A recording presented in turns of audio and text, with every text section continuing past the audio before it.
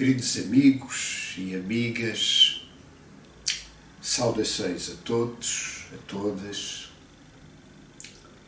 Helena Blavatsky foi, indubitavelmente, a maior ocultista e a mais notável autora nos domínios da filosofia esotérica dos últimos séculos, tendo, aliás, expultado o surgimento do movimento teosófico contemporâneo a partir de 1875.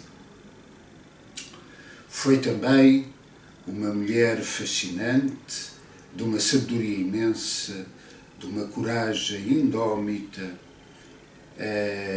de uma ousadia formidável e merece muito para além das calúnias que fanáticos lhe têm dirigido, merece a atenção e o respeito de todos aqueles que prezam um pensamento profundo. Ela deixou um legado que se aproxima das 15.000 páginas.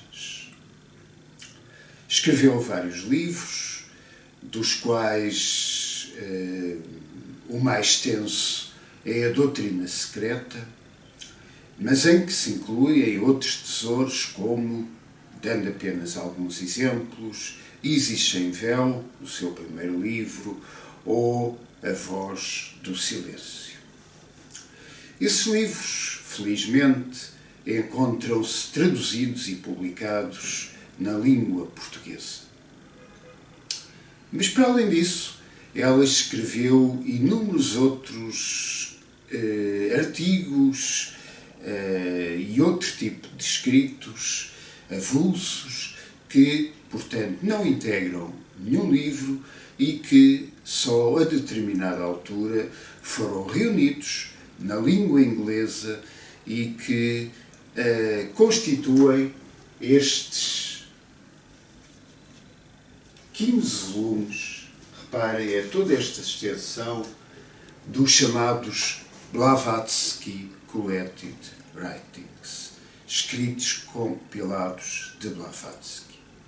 O 15º volume é o índice remissivo, os 14 volumes anteriores integram algo de superior a 7.000 páginas. E não obstante as publicações de algumas partes restritas de todo esse material que organizações e ou editoras fizeram ao longo dos tempos, nós próprios, Centro Lusitano de Unificação Cultural, publicando 3 volumes de textos seletos de Helena Blavatsky, a verdade é que a grande maioria desse material encontra-se ainda por publicar na língua portuguesa. Mas isso está a pontos de ser colmatado e penso, aliás, julgo não estar errado, que a língua portuguesa será a primeira a traduzir esse material até agora existente apenas sob a forma de livro, atenção, existente apenas na língua inglesa. Com efeito, através de uma colaboração entre a tradutora Marley Winkler, uma teósofa brasileira e também militante muito destacada da causa do vegetarianismo, com o Centro Lusitano de Unificação Cultural aqui em Portugal e com a editora teosófica no Brasil, todo este material vai ser sistematicamente publicado.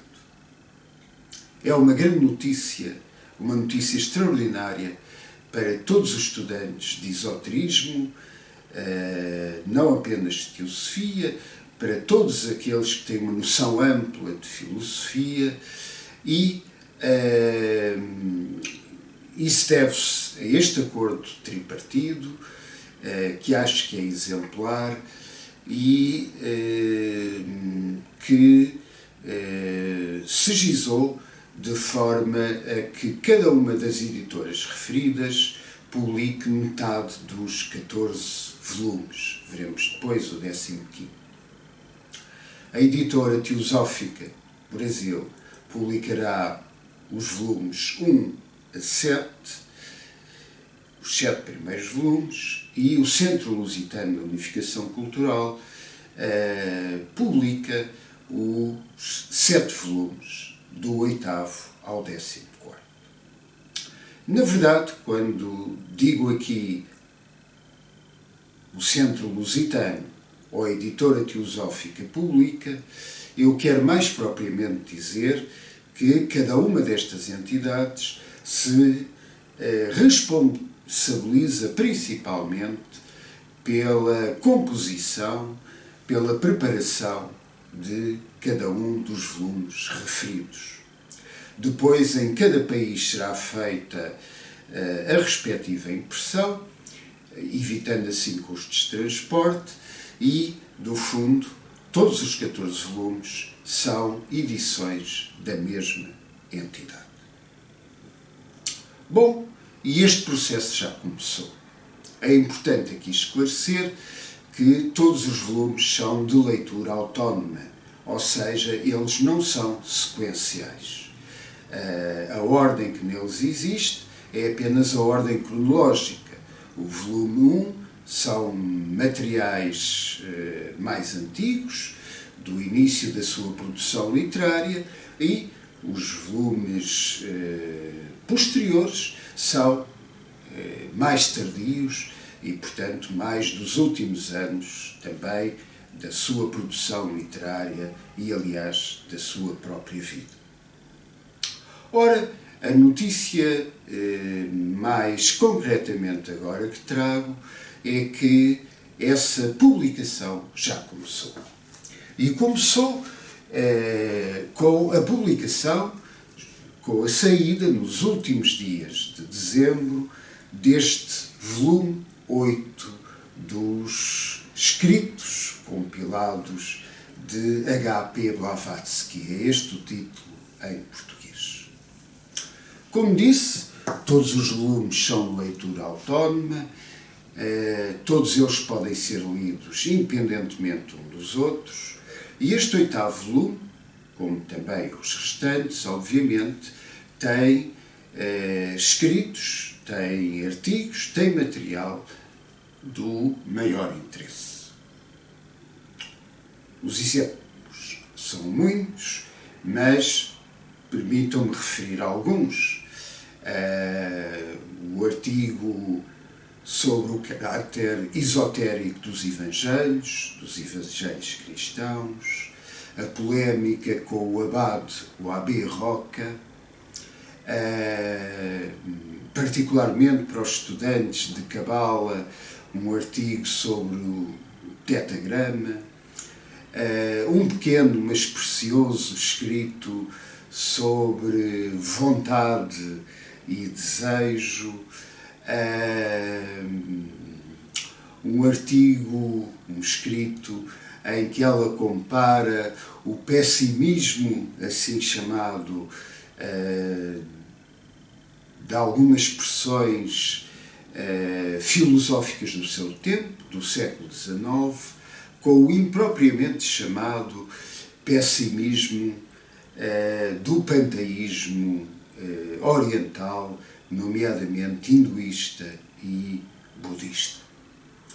Na verdade, tratam-se de tipos de pessimismo totalmente diferentes, sendo que só de uma forma algo forçada é que, como ela demonstra, se pode chamar de pessimismo ao hinduísmo ou ao budismo, por estes compreenderem e não ocultarem antes encontrarem soluções para tornear a miséria, a dor, o sofrimento característico da vida da maioria dos seres humanos e não só dos seres humanos. Mas esse é um pessimismo construtivo, muito ao contrário do pessimismo de certas filosofias, então, em voga, e de muito do até aparente otimismo ocidental, nomeadamente ocidental, que considera as parcas e superficiais alegrias deste mundo, as mais vulgares, como o máximo, o melhor que se pode atingir. Bom, e esses e outros escritos têm o maior interesse, ao que sei, longe de mim, querer esgotar todos os que igualmente são de grande relevância, ao que eu gostaria de acrescer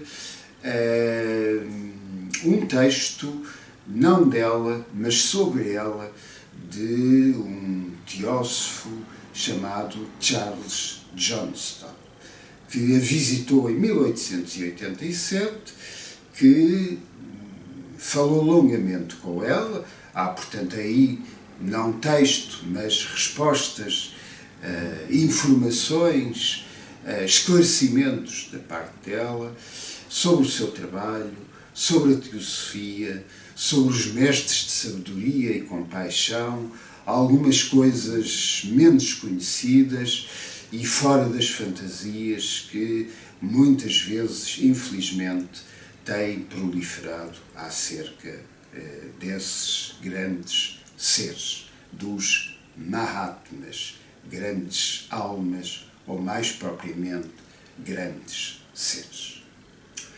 É, portanto, com imenso júbilo que